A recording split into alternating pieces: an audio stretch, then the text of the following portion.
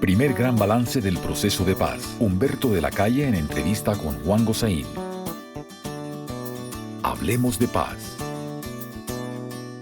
Ha llegado la hora de hacerle un inventario sincero a la negociación de paz entre el gobierno y las FARC. Es por eso que le propongo al jefe negociador Humberto de la Calle que nos sentemos a conversar francamente, con crudeza si fuese necesario. El país está exigiendo que le digan la verdad.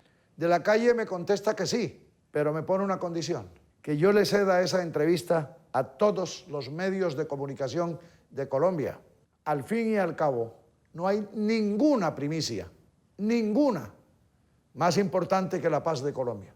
Doctor de la Calle, muchas gracias por aceptar esta invitación, usted que no es muy dado a las entrevistas. Pues al contrario, Juan, gracias a ti por esta oportunidad. Yo creo que realmente es un momento de hacer un balance. Eso es. Con los colombianos, de eso se trata, con toda crudeza, sin preguntas prohibidas. Luego, al contrario, para mí es un honor, además de haber sido su subalterno en RCN, venir ahora a rendir cuentas aquí con Juan Gosaín. Muchas gracias, yo se lo agradezco de corazón, de verdad. Y como usted lo dice, es el momento de hacer el balance, de comprobación. Llevamos casi 3 años en estas negociaciones de La Habana. ¿Cuánto tiempo más cree usted que van a durar? Poco. No soy capaz de darle un plazo, esa es la pregunta del $1.000.000, nunca es posible responder en estas circunstancias. Lo que sí me parece claro es que el proceso está llegando a su fin, o por bien o por mal, o porque logremos un acuerdo. Estamos trabajando realmente en los temas de fondo, en lo que es, en la recta final de los posibles acuerdos, o por mal, repito, si, como está ocurriendo, la paciencia de los colombianos se agota y realmente el riesgo de que esto finalice es real. Yo sí quiero decirle a las FARC con toda seriedad, esto se puede acabar. Algún día es probable que no nos encuentren en la mesa de La Habana. Realmente lo que está ocurriendo es insoportable para los colombianos. Luego, le repito la respuesta a su pregunta. No voy a poner una fecha, pero lo que sí es cierto es que durará poco, para bien o para mal. En este momento los colombianos, la franqueza es que no creen en el proceso de paz. Se acaba de revelar que por primera vez, desde que comenzaron las negociaciones, más de la mitad del país no cree en la negociación. ¿A qué atribuye usted ese sentimiento nacional? Bueno, lo primero es que realmente es una situación completamente lógica. Es producto de lo que ha ocurrido en los últimos días. A partir de la muerte de los soldados en el Cauca, viene una oleada de destrucción de la infraestructura nacional con impactos terribles sobre la población civil. Es que sin acueducto, 45 días Tumaco, una ciudad de 160.000 habitantes. Luego, las tractomulas que son obligadas a derramar el petróleo, todos los caños del suroccidente del país inundados de petróleo, con un daño ecológico que tomará décadas para ser recuperado por los colombianos. Luego, los pescadores, los sembradores en las zonas de la costa pacífica, en fin. Lo que tenemos es realmente una oleada que afecta a la población civil. La pregunta más elemental que se hacen los colombianos en la calle es esta. ¿Por qué las FARC no dan muestras de buena voluntad? ¿A qué lo atribuye usted? Las FARC están equivocadas y tienen una percepción realmente contraria a la lógica y a la realidad y a la evidencia. El problema de las FARC no es con el ejército, ni con lo que ellos llaman la oligarquía, ni con la derecha, es con la gente, es a la gente a la que están afectando. De tal manera que hay que señalar que es absolutamente lógica la reacción de la gente en ingresar a la cadena más baja del escepticismo en un momento en el que cunde la desesperanza y nosotros tenemos que tener también la crudeza y la honestidad de decirle a los colombianos que el proceso está en un mal momento. Puede ser el peor momento desde cuando comenzamos las conversaciones. Pero entonces, en consecuencia, yo me pregunto, usted, que los conoce mejor que nadie, que lleva 3 años negociando con ellos, conversando, discutiendo, ¿usted cree que las FARC van a entender eso y va a haber un cambio de actitud? ¿Usted cree, por ejemplo, que son capaces de suspender lo que están haciendo, los ataques, y de acelerar el proceso en vista de la reacción del país? Yo esperaría que sí, aun cuando algunas voces internas hay por ejemplo, declaraciones de un señor Aldecoa que dice que seguirán los atentados. Este realmente es una locura. Ese camino que han escogido las FARC es insostenible para ellos. Luego, yo confío en que seamos capaces de recuperar la serenidad y la sindéresis y entrar, ahora sí, a tomar las decisiones de fondo. Es que este es el momento de las decisiones. Esto ya no da para retórica. Nosotros no podemos estirar el caucho de las palabras. Lo que la gente está esperando es decisiones de las FARC. Yo creería que sí, entre otras cosas, por mil razones, una de ellas histórica. Es que si estas conversaciones fracasan, el revés para Colombia es muy grande. Pese al cuadro que estamos viviendo, nosotros insistimos en continuar las conversaciones. Estamos en el diálogo, buscando a través de la esperanza la solución de un conflicto de esta naturaleza. Las FARC tienen que entender esto. Usted pensaría, don Juan, que si esto fracasa, otro gobierno rápidamente reemprenderá conversaciones con ese grupo. Va a ser imposible. Luego, creo que a las FARC también se les agota su tiempo militar y su tiempo histórico. ¿Por qué está estancado hoy el tema de la justicia en esas conversaciones? Bueno, primero es, dijéramos, un elemento central de todo tipo de conversaciones de esta naturaleza. Dijéramos que es obvio que estamos realmente en el territorio de las decisiones finales. Hay unas circunstancias que dicta la realidad que es muy distinta a lo que ha ocurrido en el pasado, mi estimado Juan. En primer lugar, hay unos tratados internacionales que comprometen al Estado colombiano, no al gobierno, al Estado colombiano. Y está el famoso Tribunal de Roma, la Corte Interamericana de Derechos Humanos. Hay también una legislación interna que ha ido estrechando, por ejemplo, el marco del delito político. Hay una decisión de la Corte Constitucional, cuando avaló el llamado marco jurídico para la paz, que dijo que era imposible suspender la totalidad de las penas. Y la fiscal del Tribunal de Roma ha dicho al menos alguna porción de privación de la libertad es necesaria para que esto sea legítimo. Lo que nosotros le transmitimos a las FARC, más allá de las decisiones de detalle, es para que haya seguridad jurídica se necesita legitimidad.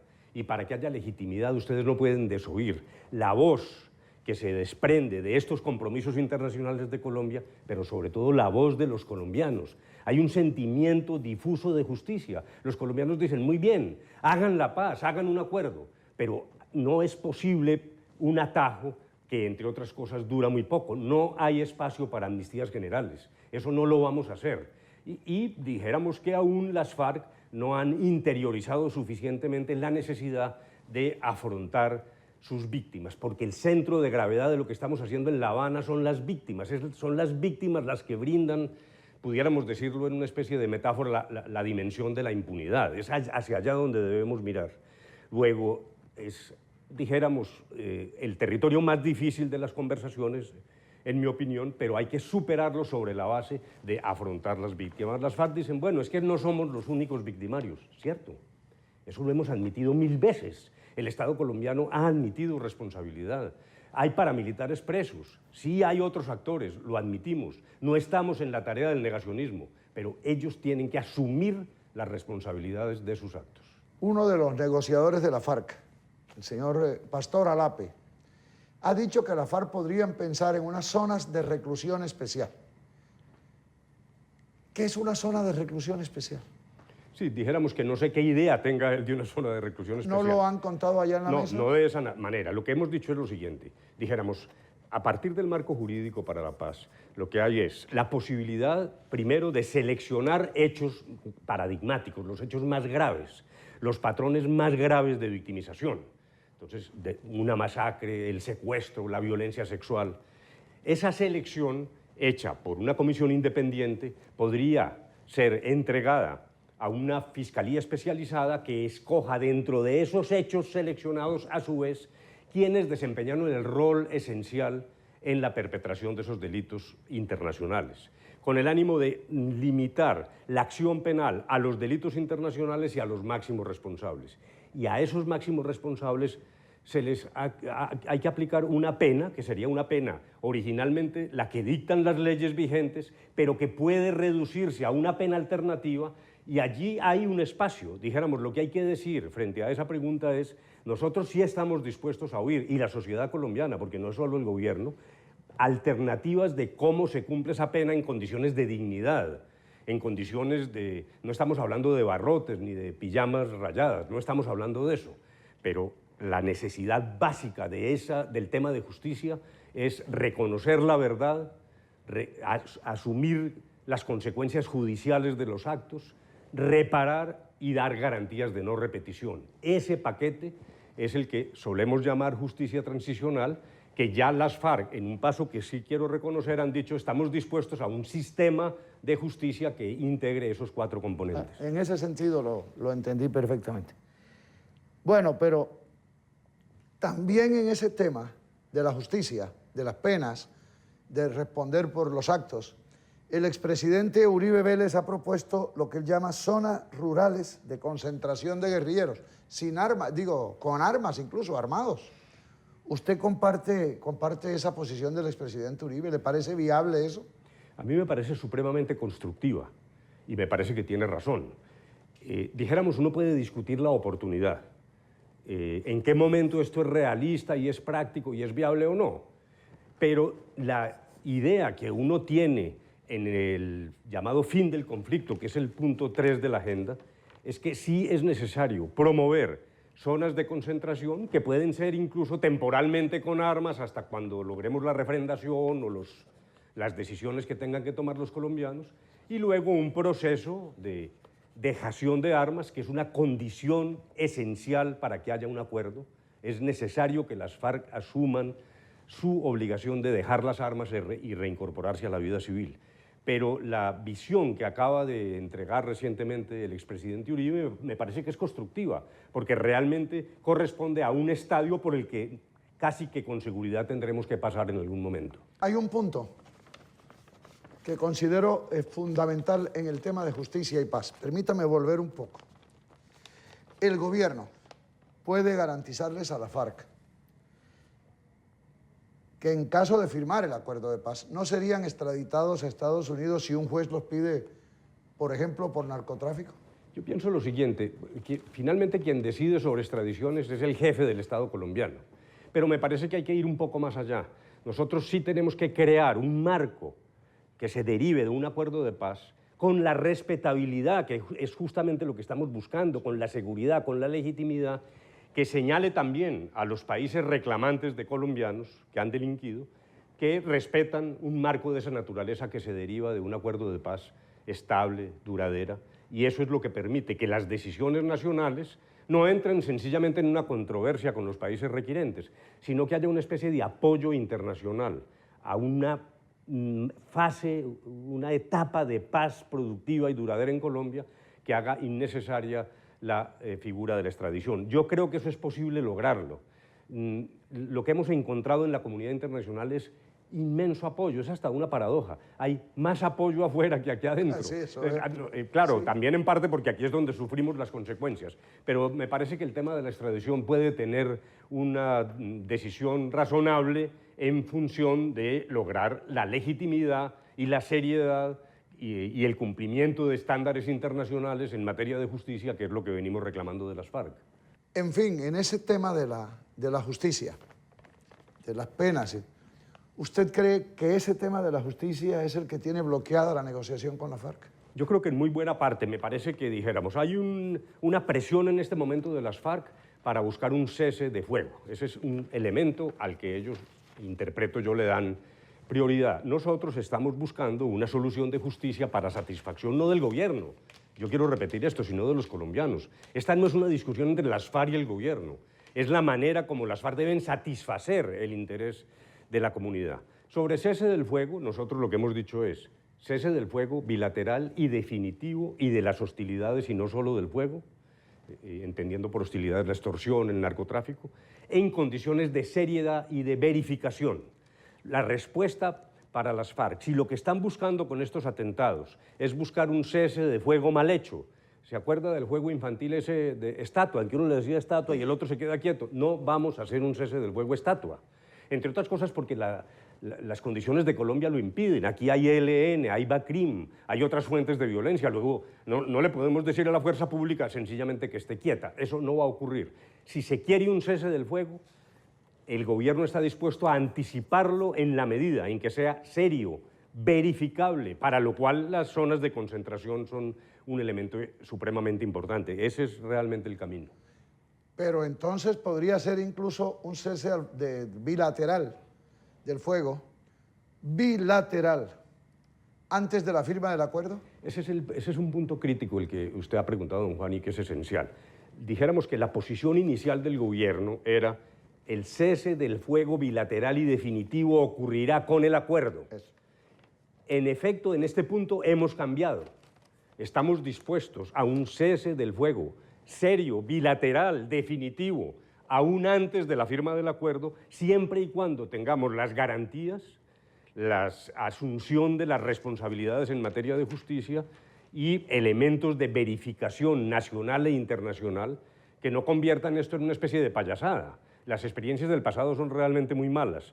Un cese del fuego de esas características, bilateral, definitivo, es posible antes del acuerdo, sobre la base de las características, repito, y las condiciones de seriedad que son las que estamos exigiendo. Tengo una pregunta que me ha estado dando vueltas en la oreja todos estos días mientras esperaba poder reunirme con usted. No es una exageración que el presidente Santos haya dicho en Europa, palabras textuales, el posconflicto prácticamente empezó ya en Colombia. ¿Posconflicto con esto que está pasando? Sí, sin embargo, mire usted, ¿qué es lo que quiere decir eso? Entre otras cosas, también lo dijo el ya exministro Pinzón. Eso quiere decir varias cosas. Primero, que hay zonas de paz en Colombia, de verdadera paz. Segundo, y esto hay gente que no lo cree, porque la percepción es distinta, pero todas las cifras de seguridad han mejorado en Colombia. Yo no quisiera acudir a leer, porque me parece que eso no es correcto en una entrevista de esta naturaleza. Dos o tres cositas, déjeme, le digo, claro. Pero supremamente categóricas. Hay una reducción histórica del homicidio en el presente año. Ha bajado de 6.403 hechos en el 2014 a 5.960 en el 2015. O sea, 443 muertes menos. Estamos en una tasa por cada 100.000 habitantes del 26%. No es que sea la maravilla, pues, yo no estoy diciendo que este es un paraíso, ni el país de jauja, pero el descenso es dramático. No, hay 470 municipios donde no se han presentado homicidios. Es a eso a lo que se refiere el presidente. Hay sitios donde la gente está pensando en invertir, en progresar, y ya ven la violencia como algo muy lejano. Ha bajado el secuestro, mire esto.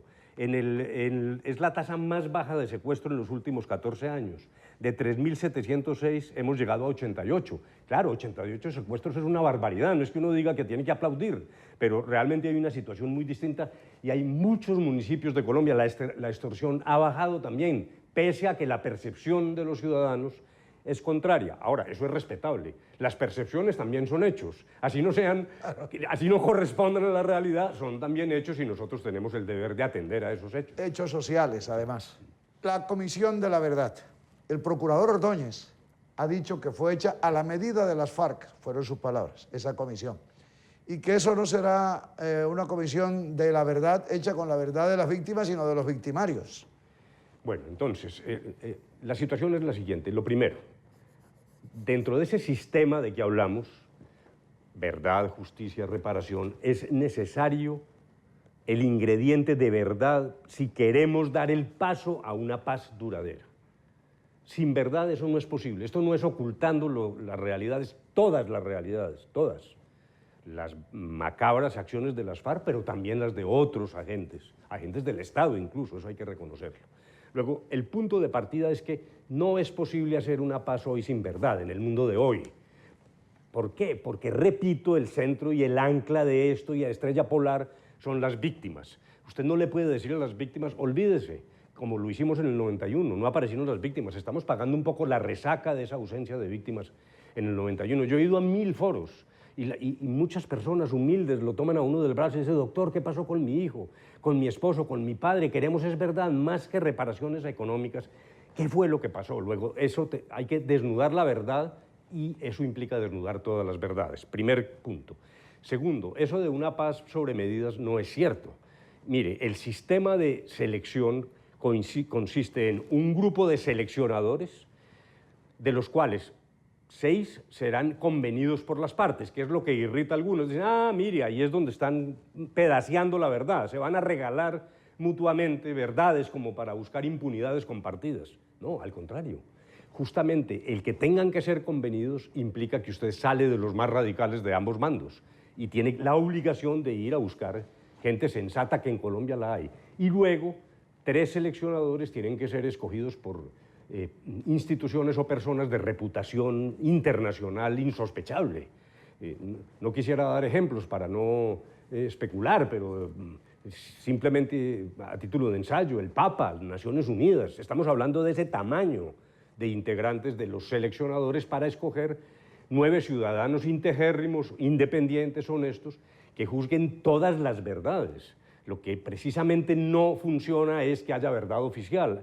A eso es a lo que nos oponemos, y el diseño que se hizo con las FARC me parece que es un diseño sólido. No hemos recibido sino aplausos de la comunidad internacional. Pero pues yo comprendo que aquí haya personas que creen que eso no va a funcionar. Lo que sí no podemos es creer que una parte de la verdad soluciona la situación en Colombia. Eso no es posible. Hay un punto que a mí me llama mucho la atención por el carácter rural, por el lado rural que ha tenido el conflicto. Se han presentado más de 22.000 demandas de reparación, de restitución de tierras. ¿Usted cree que habrá una restitución verdadera? Pues yo creo que sí, y se ha caminado ya bastante en la restitución. Hay noticias recientes que hablan ya de 22.000 hectáreas que están a punto de ser recuperadas en los llanos orientales.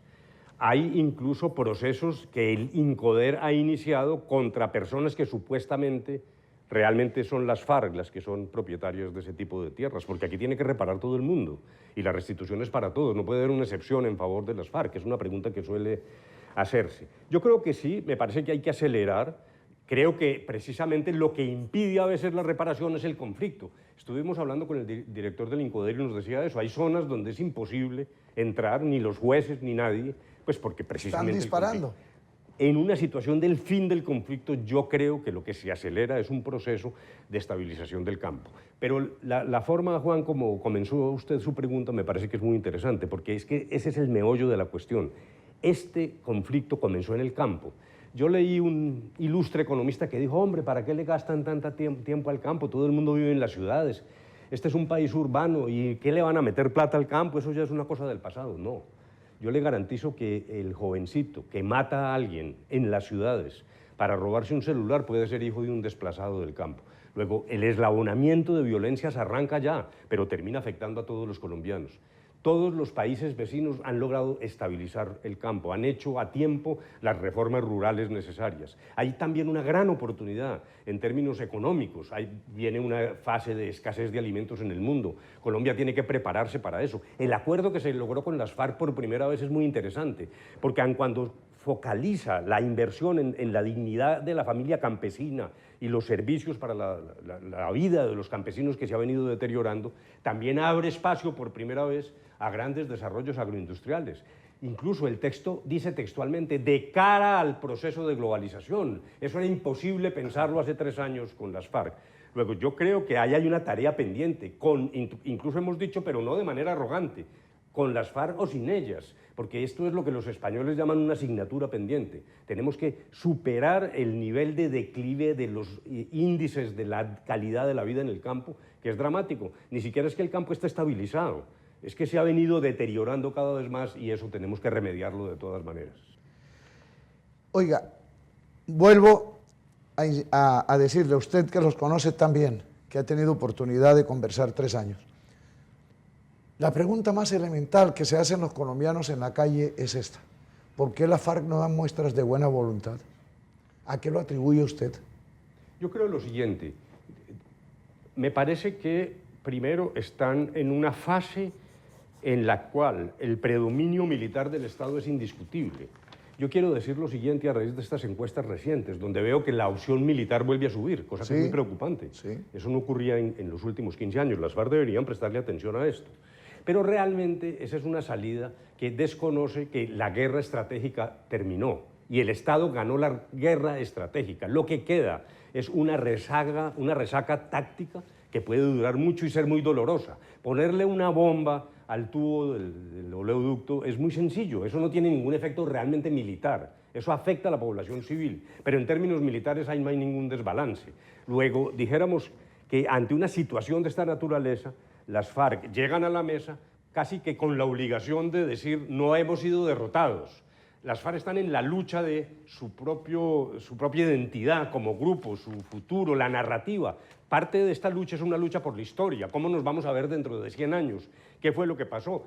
Y ellos insisten en su condición de rebeldes, dicen que no pueden echar por la borda 50 años de utilización de las armas, pero me parece que todo esto debe desembocar no en que nos convenzamos los unos a los otros. Ese es un punto muy importante, porque alguna gente dice, hombre, ¿usted por qué no habla? Refiriéndose a mí. Si el señor Márquez todos los días establece las características de su ideología y usted se queda callado. No, es que esta no es una pelea entre Márquez y De la Calle, ni eso tiene ningún sentido. Esta no es una discusión ideológica, eso allá no es una universidad, ni un seminario, ni un panel. Allá no estamos unos expertos pues mostrando cuánto sabemos de victimología. ¿No? Ese es un ejercicio práctico para terminar un conflicto. ¿Para qué? Para que las FARC sin armas sigan dándole a su ideología, dándole manivela. A nosotros no nos asusta eso, que continúen con sus ideas sin armas y no nos van a convencer. Yo tampoco pretendo convencerlos a ellos. Allá nunca hemos hecho ese tipo de pedagogía mutua como para ganar prosélitos. No, es el ejercicio de terminar un conflicto y que entren con garantías a hacer política en medio del respeto de los colombianos y del respeto de ellos hacia los colombianos también. A propósito de eso, ¿qué nos espera en materia política habiendo un acuerdo, produciéndose un acuerdo? ¿Unas curules para la FARC sin necesidad de que participen de elecciones? La gente está pensando eso. La gente está pensando eso. Yo le voy a contestar de la siguiente manera. Sí es necesario, en una primera etapa netamente transitoria, que haya decisiones del Estado de abrir las puertas de la participación a las FARC ya convertida en partido político. Con algún tipo de medidas, allá no hemos llegado a precisar esto, pero me parece que los colombianos, y en esto sí tengo que ser totalmente honesto y auténtico, así me lluevan tomates. Los colombianos tenemos que abrir la mente a la participación política de las FARC una vez dejen las armas. El acuerdo de La Habana no es la batalla final contra las FARC, ni está hecho para derrotar o humillar a las FARC. Ahí tiene que haber un acuerdo digno y tienen que abrirse las puertas de la participación política para las FARC. Más allá de si hay curules o no, eso habrá que discutirlo, pero creo que los colombianos debemos preparar la mente para obrar con generosidad en ese momento, siempre y cuando, claro, se dejen las armas, se acepten los temas de justicia, etc. Luego dijéramos que me parece que ahí hay que señalar un primer paso, pero la pregunta suya puede ser respondida también a más largo plazo y dijéramos con una mayor profundidad. Yo creo que la política en Colombia, si hay un acuerdo, se va a volver más ideológica. Yo hasta creería que se puede volver más dura, ojo con eso, aquí puede haber más discusión. Las FARC han sido el elemento más conservador de la vida política colombiana. Oiga lo que le estoy diciendo. 50 años de violencia disolvieron prácticamente el movimiento sindical, el movimiento estudiantil. El terror de los colombianos a la violencia ha impedido transformaciones sociales que han ocurrido en otros países. Hay un reclamo social que no son las FARC. En eso sí no nos podemos equivocar. La gente que cree que matando a unos señores de las FARC no hay conflicto está muy equivocada. Hay una conflictividad que se puede agudizar en términos de lucha ideológica. Lo que yo creo es que los partidos tienen que empezar seriamente a pensar en esto. Esto no es con burocracia ni con contratos lo que se viene. Esto es con posiciones firmes, coherencia y apego a las prácticas democráticas. Esto hay que salir a defenderlo, sin armas. Pero yo no creo que al otro día aquí hicimos un acuerdo y no pasó nada y quedamos como estábamos. No, aquí tiene que haber también un proceso de cambio, que es importante y que no podemos posponer, porque realmente hay focos de conflicto en Colombia y que tenemos que asumirlos y administrarlos con inteligencia. No puedo terminar. No sería perdonable terminar periodísticamente sin tocarle el tema humano, personal. ¿Usted para qué? ¿Por qué? ¿Qué fue lo que lo llevó a meterse en este berenjenal? ¿Ha sido peor de lo que usted esperaba o ha sido mejor? No, pues primero, pues Santos me ofreció esto y yo realmente le agradezco. Para mí fue un honor. Yo quedé estupefacto. Incluso como los rituales son que uno le dice al presidente, voy a pensarlo. Y no, ¿qué carajo tengo que pensar yo? Esto realmente es tan grande que yo tomo la decisión y más bien le notifiqué a mi familia, mire, acabo de cometer esta locura. Y dijéramos que además eso impregna la vida de uno. Yo creo que esto implica como una especie de sello personal. una vocación. Hay quienes dicen que en mi caso es una vocación tardía, porque yo realmente no era pasólogo y estaba dedicado a otras faenas, pero realmente estoy metido en eso y me parece que aquí lo que me queda de vida está alrededor de este proyecto, sea triunfante o no, pero me parece que sí tenemos que superar esta terrible etapa de violencia de 50 años en Colombia. Inicialmente sí creímos que iba a ser una cosa más rápida. Yo nunca creí que fuera fácil, además porque estuve en Caracas con las FARC y luego fui ministro en la época del Caguán, cuando no fui al Caguán. Yo suponía que esto iba a ser pedregoso y difícil, pero realmente ha resultado mucho más difícil de lo pensado y más largo. Es una cosa extenuante, pero tenemos energía suficiente para afrontar el reto. Déjeme hablar un poco del futuro, de las preocupaciones para un posconflicto. Hace días que vengo pensando en esto. Con el petróleo a $60, con el dólar a 2.600, como está hoy, ¿con qué vamos a financiar el posconflicto? Pues, ¿cómo le parece? Que me parece una inquietud absolutamente válida. Yo le dije a las FARC, oiga, hombre, ustedes se están volviendo a equivocar. No negociaron en el Caguán y incluso en ese entonces yo era ministro del Interior. Di una declaración y dije, negocien ahora, porque ahí viene el Tribunal de Roma con una rama. Y eso cayó malísimo en las FARC, recibí amenazas y tal, y ahí me las han confirmado recientemente, ya pues de una manera un poco más distensionada. Y ahora les dije, hombre, no negociaron con dólar a 110 para entrar a negociar, como usted lo dice, a 60. Esa es una realidad. Es que la plata no cae del cielo ni nace en los árboles. Y hoy la situación fiscal es distinta. Yo creo que Colombia tiene que cumplir los acuerdos, tiene que hacer un esfuerzo enorme. Eso va a significar una presión muy dura sobre la fiscalidad colombiana, que no creo que se resuelva con impuestos. Yo creo que tenemos que buscar otro tipo de fuentes, incluso, que no me vayan a regañar los economistas. Todo el tema del endeudamiento, en la regla fiscal. Tenemos que pensar para el posconflicto en grande, porque esto es grande, pero es que es necesario. Y hay que dar esos pasos, pero caramba, mientras más se demoren, o estarán esperando otra vez el dólar a 100, el petróleo a $100. El petróleo a 110. Oiga, ¿ambiciones políticas para el futuro? Pues hombre, yo no, yo quedé escaldado de eso. Eso es como esos gatos que les echan agua hirviendo después de esa metida en la cosa de la vicepresidencia. Yo realmente no estoy pensando en eso. Y claro, hay gente que no le crea a uno, pero no, mire, yo estoy dedicado a esta cosa, de con alma, vida y sombrero.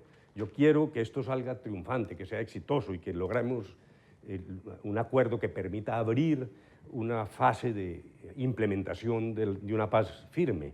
Entre otras cosas, lo digo de esa manera porque es que el acuerdo no es la paz. Y en eso estamos de acuerdo las FARC y nosotros. Eso no es firmar un papel, es lo que sigue en términos de transformación de la sociedad colombiana. Yo no tengo aspiraciones políticas ni estoy pensando en eso. Hay gente que habla de eso, pero realmente yo estoy metido en esto, no quiero pensar en nada más, no me puedo distraer en otras cosas. Allá estamos día y noche trabajando en esto. Déjeme agradecerle por dos razones. La primera, dos razones además cronológicamente presentadas. La primera, porque yo sé que usted no es dado a las entrevistas, usted ha manejado con mucha discreción un tema tan delicado. Y la segunda, porque cuando decidió hacerlo, lo ha hecho con esta franqueza. Eso sí se lo agradezco como periodista profundamente. Pues yo le agradezco a usted la oportunidad, la pertinencia de las preguntas, duras todas, como lo dijimos al principio, claras, sin ambajes. Y es cierto que yo he ahorrado las palabras, yo no he querido... alguien pudiera decir, hombre, en un rapto de narcisismo, pues salga todos los días en los medios, me parece que eso es fatal. Yo voy a seguir ahorrando las palabras, pero sí siento que también en este momento hay un reclamo de la sociedad colombiana que queremos atender, de conocer más, y creo que sí tenemos que abrirnos un poco más a la comunicación pública. Muchas gracias, doctor de la Calle. Igual, muy amable. Gracias.